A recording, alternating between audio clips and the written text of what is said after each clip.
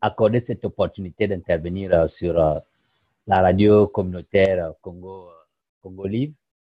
En passant, j'encourage tous les efforts que vous consentez pour évidemment faire écouter toutes les voix des frères et sœurs de notre communauté ici aux États-Unis.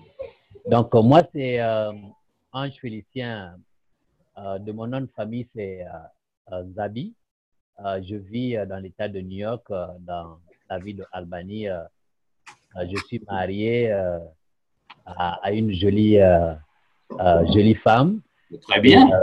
Et, père de 5 enfants. Et voilà, j'exerce comme activité professionnelle depuis pratiquement 7 ans dans un centre hospitalier comme technicien électrocardiogramme. C'est-à-dire que les gens qui analysent les rythmes cardiaques des patients pour donner les résultats chez les docteurs, les infirmières aux fins d'administrer les traitements. Donc, voilà un peu très intéressant. Ce que je suis. Voilà.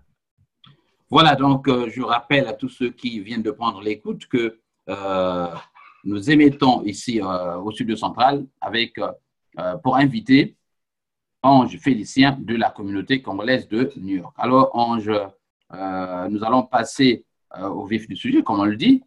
En termes de communauté, on pense toujours que la communauté congolaise des USA n'est pas aussi organisée que nous l'est les autres communautés africaines, comme celle du Ghana, du Nigeria. Un mot là-dessus, peut-être. Bon, ceux qui le disent et le pensent, je crois qu'ils n'ont pas tort. Malheureusement, oui. Nous ne sommes pas organisés structurellement, ce que je peux aussi évidemment approuver.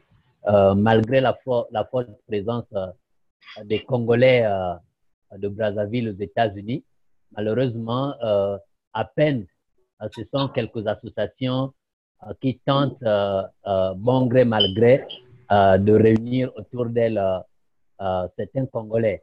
Mais la majorité des Congolais, il faut l'avouer, ont du mal à accepter cette vie associative. Voilà. Est-ce que nous pouvons justement faire pas une étude comparée, ce qui nous amènera à passer des heures à cette émission, de relever les difficultés qui font que cette communauté ne soit pas aussi active et organisée que ne l'est les autres communautés. Bon. Pouvez-vous peindre un tableau général sur les limites ou les difficultés que nous ou que vous connaissez à organiser ou à réorganiser cette communauté congolaise des USA? Bon, d'une manière quelque peu ramassée, je dirais les problèmes qui nous minent ne datent pas d'aujourd'hui. J'appellerais, ce sont des problèmes de sang que nous avons dans le sang congolais. C'est-à-dire que le Congolais n'aime pas le Congolais, son propre frère congolais. Et nous nous battons souvent pour le leadership. Chacun, c'est comme dans un champ de maïs, hein, où tous les maïs sont la barbe. C'est ce que nous sommes au sein de notre communauté. C'est-à-dire que nous nous battons beaucoup plus pour le leadership. Chacun veut montrer ce qu'il est. Chacun veut être à la tête, chacun veut être chef. Et à ce moment-là, nous avons du mal, évidemment, à nous organiser. Et je veux te donner une petite, te livrer une petite histoire. Parce que j'ai vécu au Gabon. J'ai été très actif parmi les Congolais qui ont vécu au Gabon en tant que réfugiés avant de venir ici. Mais je te dis, Lewis, ce que nous avions vécu au Gabon, c'est vraiment triste. Aujourd'hui, on ne serait pas le nombre que nous sommes aux États-Unis. Nous serons peut-être plus. S'il faut peut-être prendre ce nombre, multiplié par 3, 4 ou 5. Mais qu'est-ce qui s'est passé?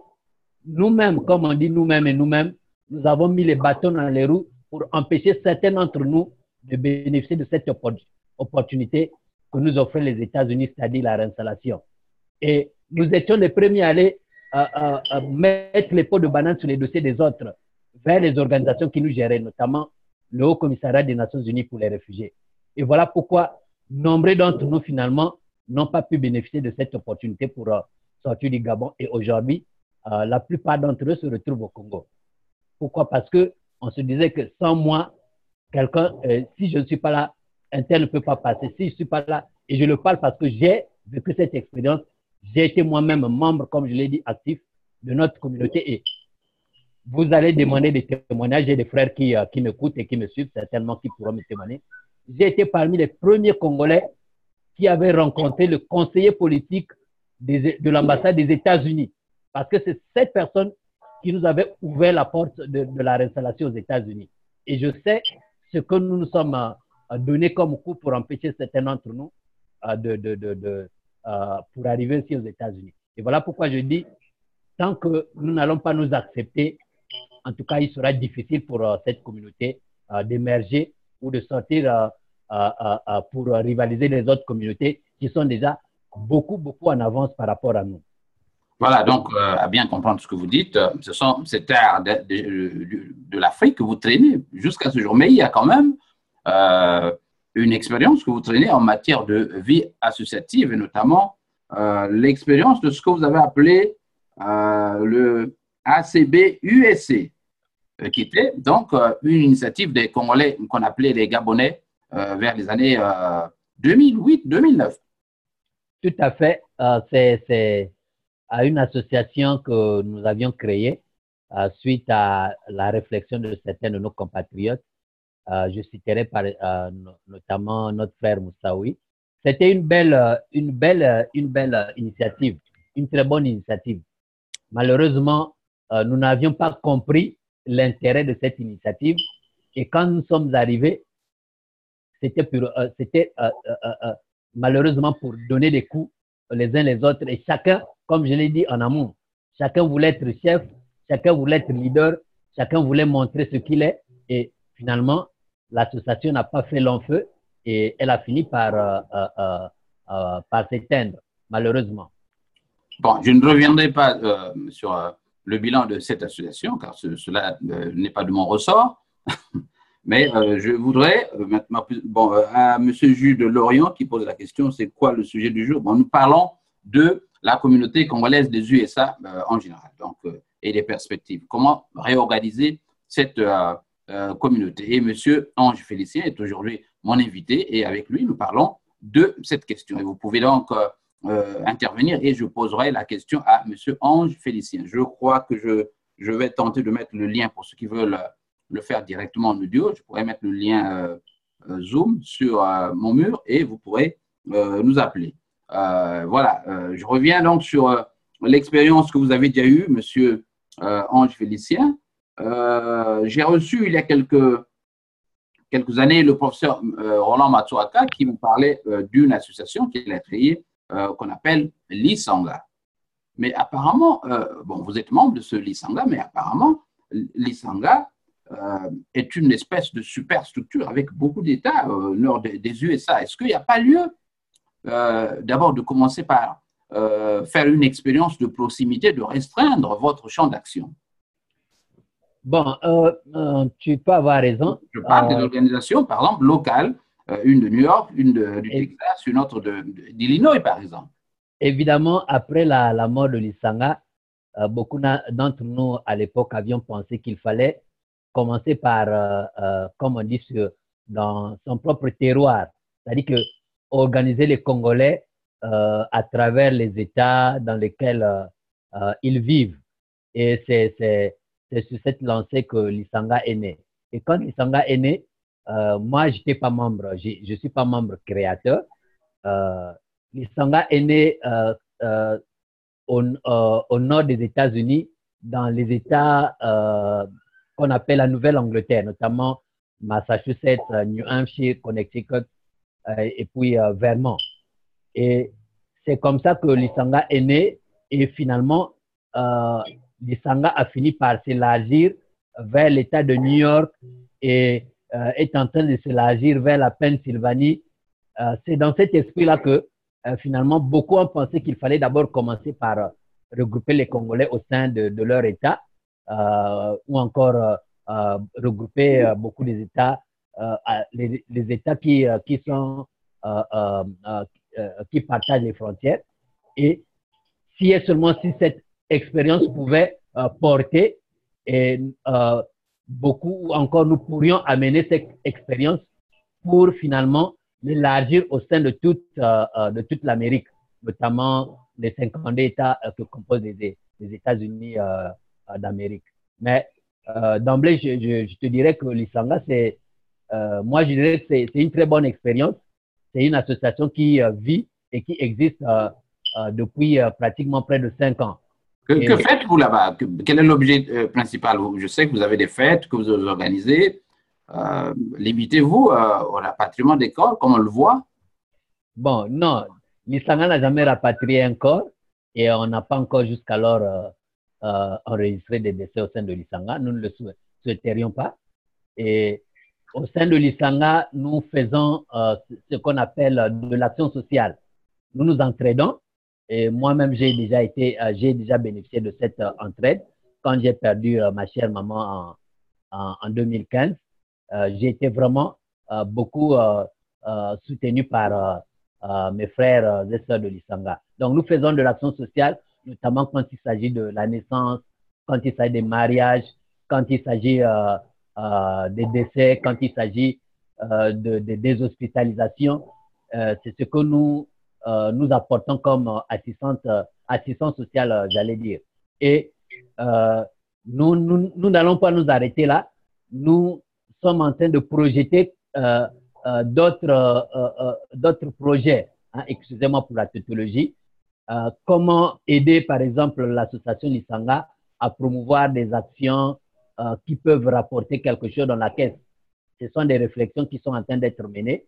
Et avec la volonté de tout un chacun, de tout le monde, je crois que nous pourrions atteindre… Par exemple, des choses comme Life Insurance, comme… Life Insurance, voilà. Pourquoi pas créer des coopératives, par exemple, au Congo, que nous pouvons, par exemple, subventionner ou encore créer une entreprise, des petites choses comme ça, mais qui peuvent, avec le temps, évidemment, se développer. Si et seulement si, évidemment, nous avons assez de moyens dans notre caisse. Alors, nous reconnaissons à ce jour que cette communauté compte plusieurs organisations dans certains États, il faut le reconnaître, mais il y a des problèmes à mutualiser ces efforts, à harmoniser ces efforts.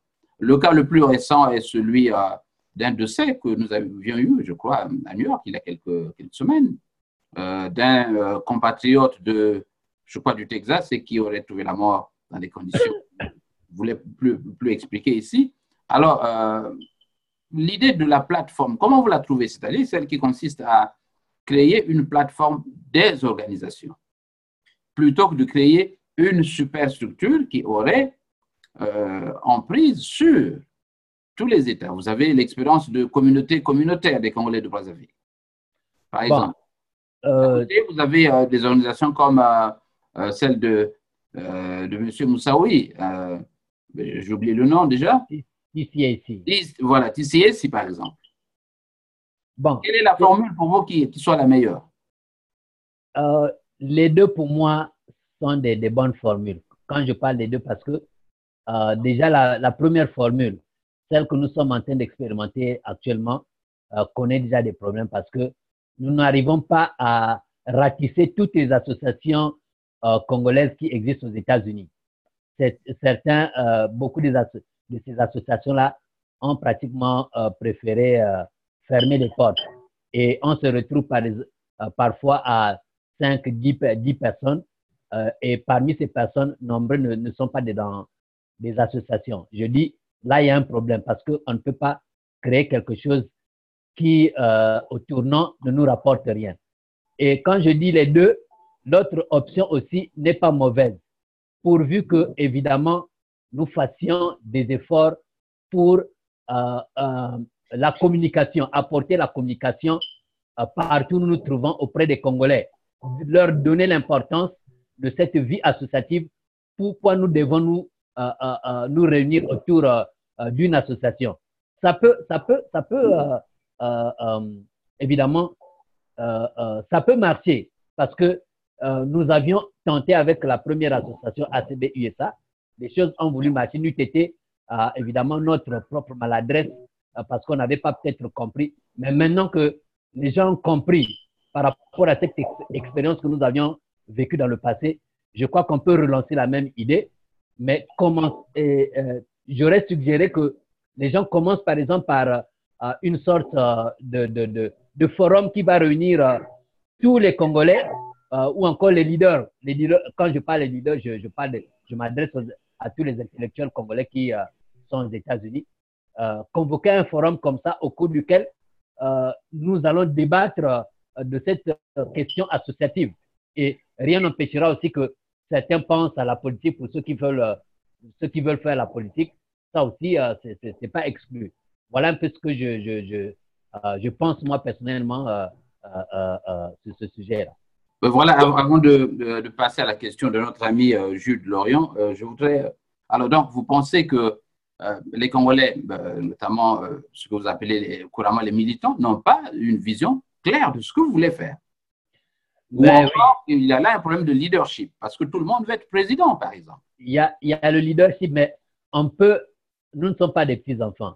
Le problème de leadership peut être résolu, d'autant plus que nous avions déjà vécu une petite expérience avec l'ACB, USA, et beaucoup d'entre nous avions tiré des conséquences par rapport à cet échec.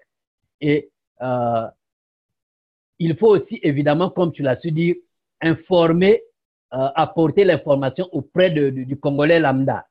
Parce que certains pensent que le fait aujourd'hui de gagner sa petite vie, on a un petit salaire qu'on gagne quelque part, on a sa petite voiture, on loue une maison bien, on a un mortgage qu'on paye pour une maison. Bon, la vie s'arrête là, mais la vie ne s'arrête pas là. Nous avions vu le cas de notre frère qui venait dernièrement de mourir, paix à son âme.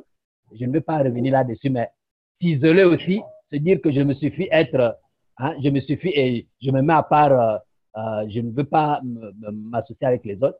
Ça, ce n'est pas une bonne idée. Nous savons tous que les États-Unis, par exemple, est dirigé par les Juifs. Mais les Juifs ne sont pas arrivés à la tête de ce pays par hasard. Je crois qu'ils se sont unis la main dans la main. Évidemment, c'est cette force qui a permis et qui permet aujourd'hui aux Juifs plutôt d'être plus forts dans le monde. Bon, mais il y a aussi, pour te parler de ma propre expérience ici à Illinois, la tendance à croire qu'on peut encore mieux faire que les autres. Vous savez, nous avions ici une association, un Moziki, une mutuelle, qui a été tuée par par les Gabonais et qui n'existe plus. Alors, nous avons demandé à ces jeunes de relancer la machine, mais alors, jusqu'alors, rien n'a été fait. Alors, revenons sur la question de notre ami Jules Lorion. Question, pourquoi est-ce que la quasi-totalité des associations ne se focalisent que sur la mort des compatriotes et l'embine dans la mise en place d'un certain mécanisme socio-économique à l'instar des Asiatiques? Voilà, vous avez donc notre ami Vindou tout le temps qui tient les livres comptables de ce recueil qu'on doit envoyer tout le temps au pays. Vous ne faites que ça. Donc, Lorion veut savoir si l'objet des associations, justement, ici aux USA, congolaises, aux USA, ne se limiterait qu'au rapatriement des corps. Oui, moi, évidemment, il a raison. Je suis d'accord avec lui. Le fait qu'aujourd'hui, depuis un certain temps, depuis quelques années, nous nous focalisons rien que sur les morts. C'est une mauvaise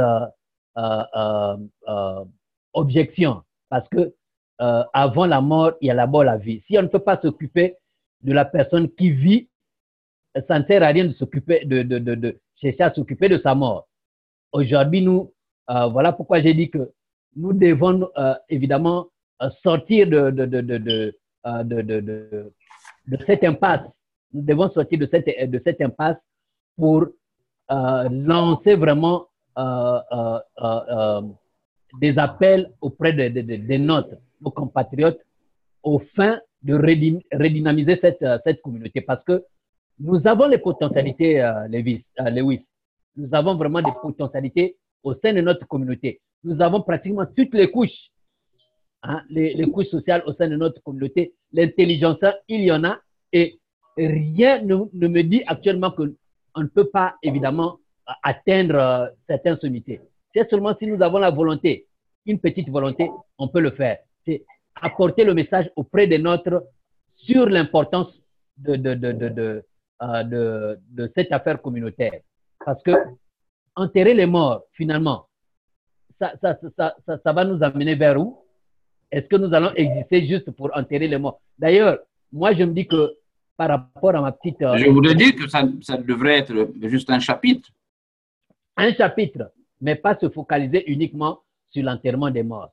Ce que nous dépensons pour enterrer les morts, là, on peut aussi utiliser, par exemple, cet argent pour sauver la personne qui est malade, sauver la personne qui est dans la détresse, sauver la personne qui n'a plus d'abri, sauver la personne qui a vraiment des problèmes sérieux dans sa vie sociale ici aux États-Unis.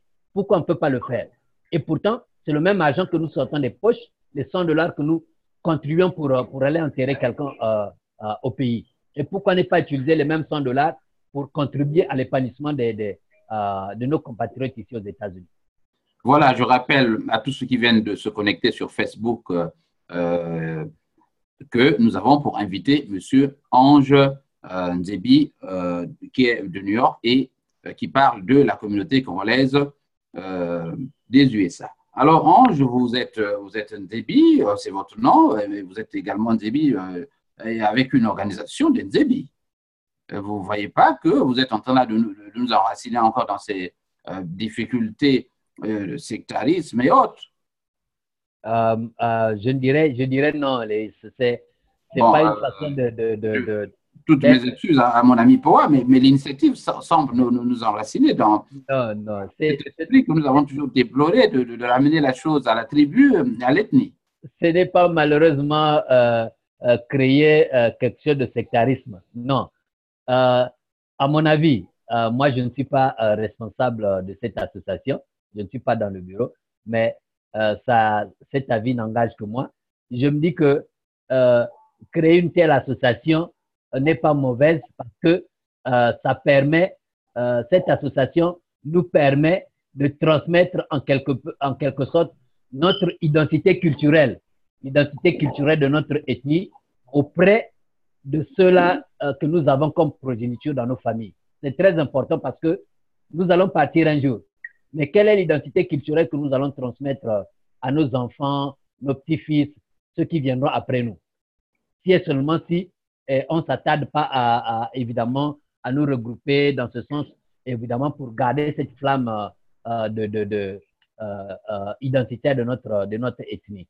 Ça n'a rien à voir avec le sectarisme, d'autant plus que les mêmes personnes, vous connaissez notre frère Poa, notre frère Lobo, ce sont des personnes actives au sein de la communauté congolaise aux États-Unis, malgré leur appartenance à cette association.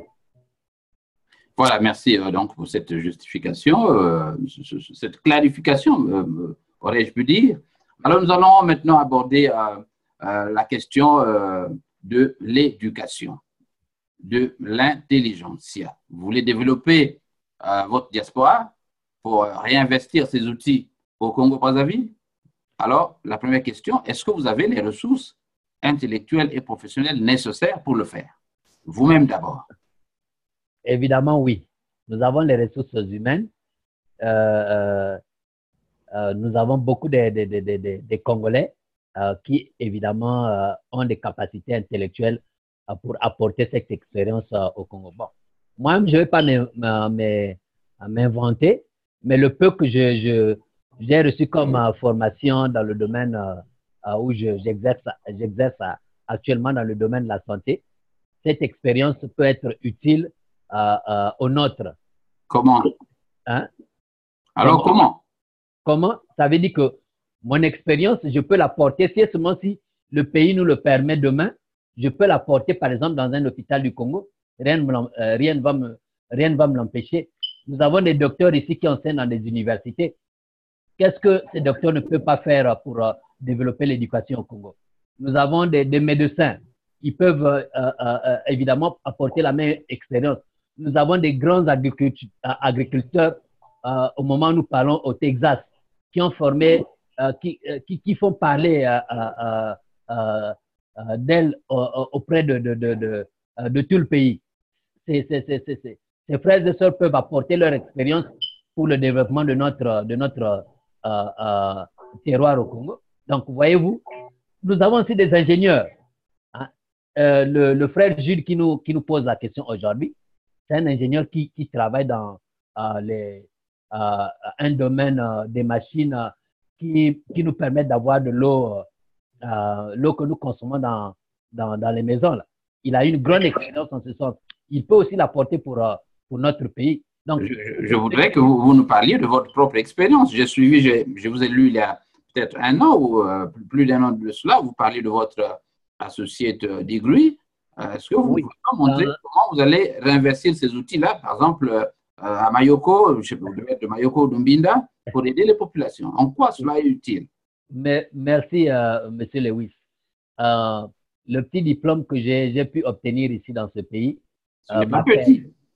Bon, j'appelle ça, c'est juste un terme que j'utilise, hein, excusez-moi. Ce diplôme m'a permis, évidemment, d'avoir les formations que je reçois actuellement. Parce que, n'eût été ce diplôme, je n'allais pas avoir l'accès dans les formations que j'ai obtenues. La toute dernière, c'est ce que je t'ai parlé tout au début.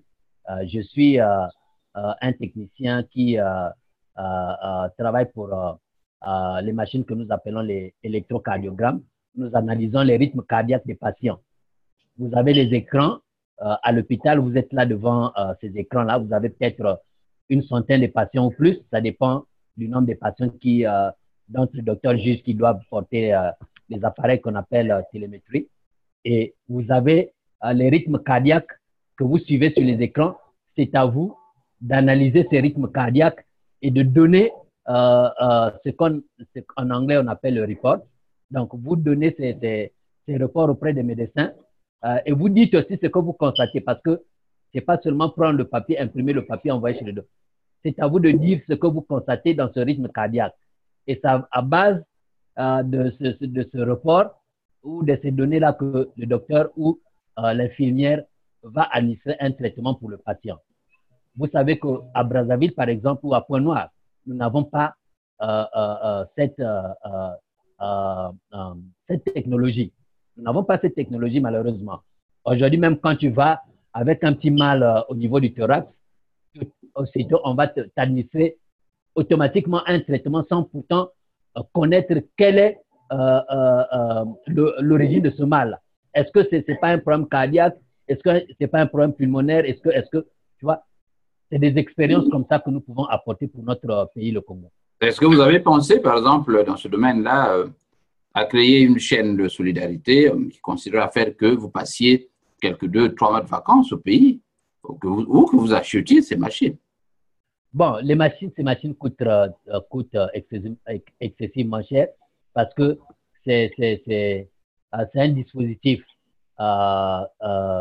Et ce dispositif-là, ce sont des compagnies qui viennent mettre ce dispositif en place.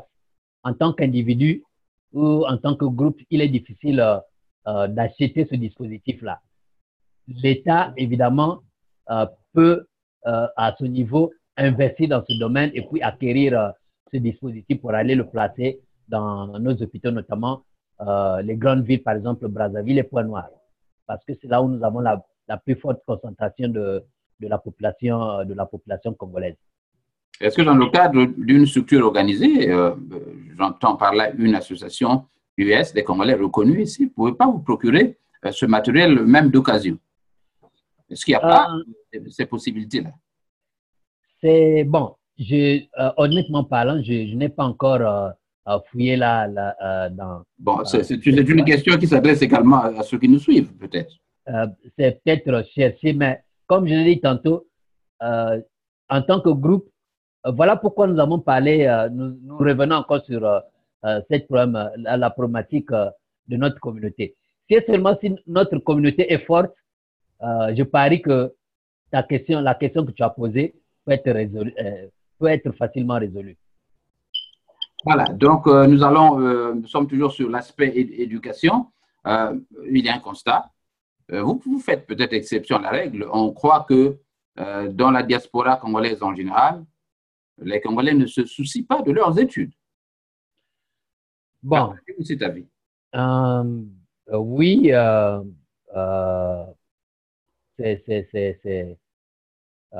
je dirais que oui, parce que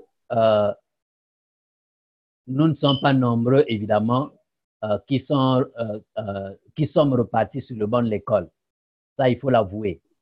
En quittant l'Afrique, voyez-vous, Lewis, je ne sais pas depuis combien de temps vous vivez aux États-Unis, mais quand vous arrivez dans ce pays plutôt, 19 ans déjà, je crois. Voilà. Vous avez la quarantaine révolue, ce n'est pas facile de repartir sur le banc de l'école. La première pensée qui… quand je suis reparti à l'école, je n'avais que 39 ans. Voilà. Donc, c'est des cas évidemment isolés. Donc, beaucoup d'entre nous sommes arrivés ici. La première idée, c'était chercher le dollar au fin de mieux vivre. Mais c'est vrai, ce n'est pas exclu qu'il faut gagner le dollar, mais il faut penser au futur. Parce que ce n'est pas une façon de se moquer de nos frères et sœurs, mais tu es employé, par exemple, dans une usine, tu travailles à la chaîne. Pendant combien de temps tu vas exercer ce travail durant toute ta vie? Et qu'est-ce que tu vas devenir à la fin quand tu seras retraité pour exercer le même travail à la chaîne? Par contre, si tu peux faire une petite formation, je connais dans ma ville, par exemple, je connais 2 petits qui sont arrivés ici. Ils sont allés faire la formation de la soudure. Aujourd'hui, ces petits-là gagnent leur petite vie à leur manière. Ils n'envient personne. Ils peuvent quitter là où ils travaillent. Ils iront quelque part dans un autre endroit. Ils seront embauchés parce qu'ils ont une expérience et puis un certificat qui va les accompagner. Donc, c'est très important l'éducation parce que l'éducation, c'est la porte qui ouvre vraiment, c'est la clé qui ouvre toutes les portes. Ça, c'est un aspect que nous n'allons pas négliger. Et cela, nous avons ce devoir d'enseigner aussi à nos enfants pour qu'ils aillent à l'école, pour qu'ils vraiment fassent des efforts pour aller à l'école et obtenir quelque chose à l'école. Alors, sur la même question, quelqu'un m'a répondu qu'il y a des difficultés d'ordre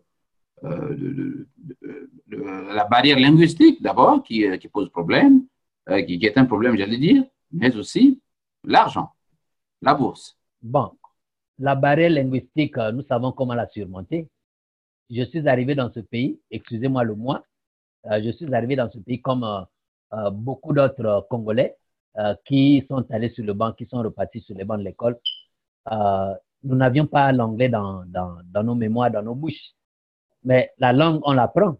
On ne peut pas aller vivre dans un pays étranger avec une langue qui parle une langue étrangère sans pouvoir évidemment confronter ou se battre pour apprendre cette langue. Parce que la première ouverture dans ce pays, c'est apprendre la langue. Et la langue, on a tous les capacités de l'apprendre et puis l'utiliser pour les études. Ceux qui sont passés par là en savent et personne ne me dira le contraire. Alors, excusez-moi. Allez-y. Pour la bourse, le gouvernement congolais octroie la bourse à beaucoup des résidents et des citoyens américains ici. Moi, je suis parti à l'école. Le temps que j'ai passé à l'école, je n'avais payé peut-être, bon, je pouvais payer quelques centimes pour quelques fournitures scolaires, mais mon tuition, ou je ne sais pas comment on l'appelle, ma bourse, ma tuition, était payée par le gouvernement. J'ai bénéficié des tuitions du gouvernement ou encore des petits loans que je pouvais contracter pour quand j'avais des difficultés pour évidemment faire face à certains besoins de l'école. Donc la bourse, je ne pense pas que c'est un problème. Sauf si vous dites que non, je suis venu ici avec un visa d'étudiant. Ça, c'est un autre aspect de problème qu'il faut regarder à part. Alors, Ange, nous allons bientôt conclure cet entretien. Nous parlons, est-ce que doit-on croire que les difficultés que connaissent certains compatriotes ici sont dans une large mesure, j'allais dire, liées à leur intégration? C'est-à-dire, quand ils arrivent, ils sont dans un environnement qui ne leur permet pas d'évoluer. Par C'est exemple, vraiment… quand je suis arrivé, j'ai décidé de changer mon email de .fr à .com. Bon, évidemment, cet aspect très important, la difficulté de s'intégrer ici dépend du milieu dans lequel vous tombez. Parce que quand vous arrivez nouvellement ici, quand vous tombez dans les mains de quelqu'un euh, qui ne vous oriente pas bien, évidemment, il sera difficile pour vous de vous intégrer. J'en ai vécu personnellement cette petite expérience. Et quand, évidemment, je reçois, par exemple, les frères congolais qui viennent du pays, que ce soit pour une visite ou bien qui veulent venir explorer un peu plus, j'ai toujours apporté ma contribution dans le bon sens pour éviter que ces frères tombent aussi dans le même piège que beaucoup d'entre nous sont tombés. J'ai connu l'histoire d'un frère, par exemple, qui est arrivé ici avec un visa de visiteur et qui était persécuté au pays. Mais quand il a voulu, quand il a s'agi de déposer, par exemple, une demande d'asile, mais les compatriotes, les premiers compatriotes qu'il a rencontrés ici, ne l'ont pas rendu service. Le frère a eu vraiment des difficultés sérieuses. Dieu merci que nous avions fait connaissance de ce frère-là et nous avions pu apporter la bonne information à ce frère. Aujourd'hui, ce frère est parti là où nous l'avions indiqué. Il a pu être intégré, il a introduit sa demande, il a été approuvé. Aujourd'hui, il mène sa petite vie tranquille. Donc, le milieu dans lequel, quand vous arrivez, si ce n'est pas un bon milieu, évidemment, vous allez vous confronter à des difficultés qui vont vous empêcher sérieusement de vous intégrer dans ce pays-là. Je sais que dans notre milieu, dans notre communauté, nous n'avons pas ce genre d'organisation qui s'occupe des réfugiés comme on les trouve non, malheureusement. Bien, voilà. Alors, Ange, je rappelle à tous ceux qui viennent de se connecter que nous avons Ange Félicien Nzebi, qui est membre de la communauté congolaise de New York. Alors, Ange, les perspectives. Alors, quel est le plan que vous avez ou l'idée que vous avez et qui permettent à cette diaspora de décoller? Bon. Quelle est la proposition? Je voudrais de vous une proposition concrète parce que moi, je fais une information, je recherche une information de proximité, c'est-à-dire ce qui est réalisable. Bon, moi, je reviens encore sur ce que j'ai élucidé en amont. J'aurais souhaité que tous ceux qui vont m'écouter, tous ceux qui m'écoutent, tous ceux qui vont m'écouter, je lancerai un appel à toute cette intelligentsia-là. Nous savons ce que nous sommes et nous savons, quand je parle de cette intelligentsia, chacun de nous peut se reconnaître. Nous avons des frères qui sont dans les États du Nord, au Sud, à l'Est, à l'Ouest. Cette intelligentsia qui s'est toujours levée quand il s'agit des problèmes de la communauté. Je parle de cette intelligentsia. Je parle de ses frères et sœurs. En tout cas, je lancerai un appel à ces frères et sœurs pour qu'on se lève, qu'on essaie de se parler. Qu'est-ce qu'on peut faire ensemble? Sincèrement, moi, j'y crois. Et je partage souvent avec certains frères. Beaucoup de frères aussi y croient.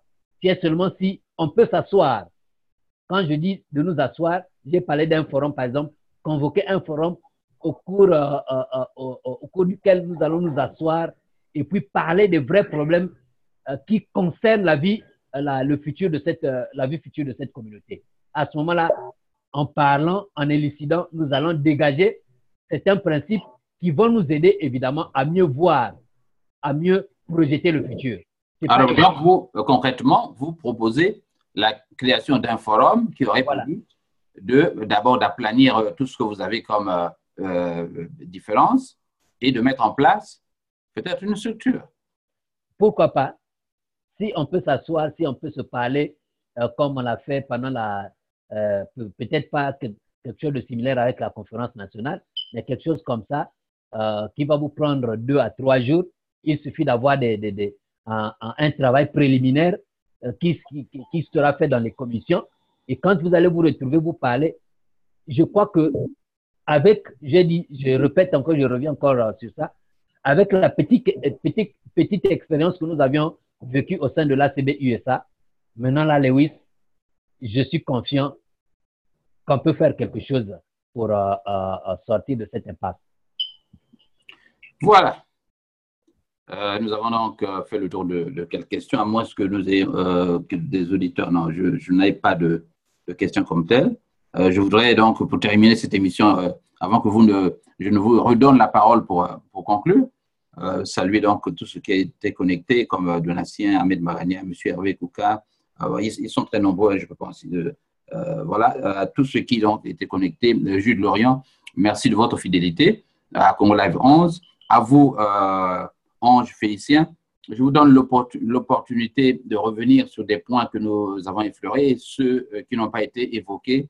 Alors, vos dernières intuitions aux auditeurs de Congo Live 11, la radio de la communauté. Oui, je tiens d'abord à vous remercier une fois de plus, à Jean-Lewis, pour m'avoir donné l'opportunité d'apporter ma voix pour évidemment les problèmes de notre communauté. Et je tiens aussi à vous féliciter pour le travail que vous faites parce que nous, sans votre travail aujourd'hui, on ne serait pas peut-être, on n'allait pas arriver à certaines choses que nous faisons actuellement. Et vous êtes de beaucoup dans la vie communautaire des Congolais aux États-Unis. Et je vous encourage à ne pas vraiment se lasser, à continuer à faire ce que vous faites. Et peut-être que dans les jours à venir, ça sera encore quelque chose de grandiose plus que ce que vous faites en ce moment. Bon, pour terminer, je ne sais pas qu'est-ce qu'il faut vous dire, sinon que, comme disait un de mes grands que j'admirais beaucoup, que tout a été dit depuis la création de ce monde. C'est juste une exhortation pour ceux qui croient que non, mais l'affaire des Congolais, c'est entre eux là-bas, c'est pas mon problème. Je lancerai évidemment une exhortation auprès de cela que c'est pas une bonne vision. C'est pas une bonne vision. Nous avons déjà vécu des expériences ici, des frères qui ont pensé qu'ils pouvaient vivre à seul, être solitaire, ne pas s'occuper des problèmes de Congolais. Nous savons la suite. En dehors du cas qu'on a déploré ici aux États-Unis, je suis allé assister à des obsèques au Canada. Le frère qu'on appelait Yao de la Paix. Je ne sais pas si tu l'as connu au Congo. Je l'ai particulièrement connu. J'ai assisté personnellement à ces obsèques au Canada, dans la ville où il vivait. Et évidemment, c'était le même constat que celui que nous avions fait dernièrement pour notre frère qui nous a laissés. Lui, c'était le même cas. Il a désolidarisé de tout le monde. Il a créé sa propre... Bon, on connaît la suite. Donc, c'est pour dire que lançons un vibrant appel à tous nos frères et sœurs pour que nous puissions nous donner la main afin que notre communauté soit vue d'une autre manière. Nous avons beaucoup de défis à relever, mais d'une manière individuelle, ça sera difficile de relever ces défis. Mais en groupe, nous avons la possibilité de relever ces défis et de faire parler du Congolais aux États-Unis parce que nous avons des ressources humaines.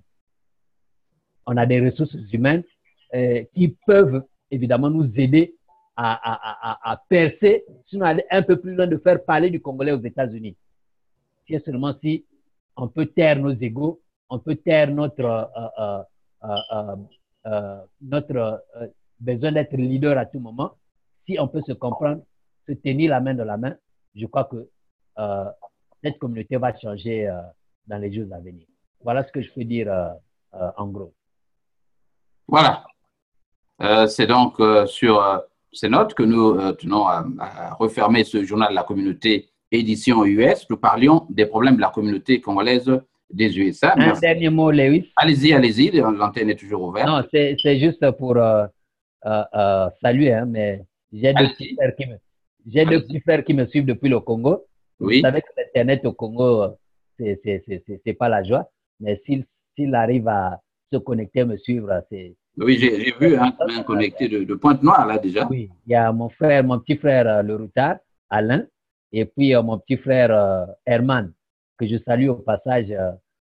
Ceux qui ont voulu me suivre, ça me va droit au cœur et ça me fait vraiment comme on dit, une bombe au cœur. Merci et je remercie aussi tous ceux qui ont voulu passer leur petit temps pour écouter cette émission et à nous revoir pour les prochaines émissions.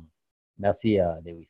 Voilà, l'antenne de Congo Live 11 est ouverte à toutes les sensibilités. Vous pouvez, de l'opposition, des associations, pouvoir et autres, vous pouvez toujours solliciter une invitation à congolive11@gmail.com et nous vous recevrons avec plaisir sur cette antenne. Alors, c'était donc le journal de la communauté, invité notre ami Ange Félicien Déby de l'État de New York. Merci à toi, Ange. Le devoir d'informer, c'est ici. L'objectivité également, c'est Radio Congo Live 11 Chicago, la radio de la communauté. Merci pour votre soutien inestimable à ce que nous faisons.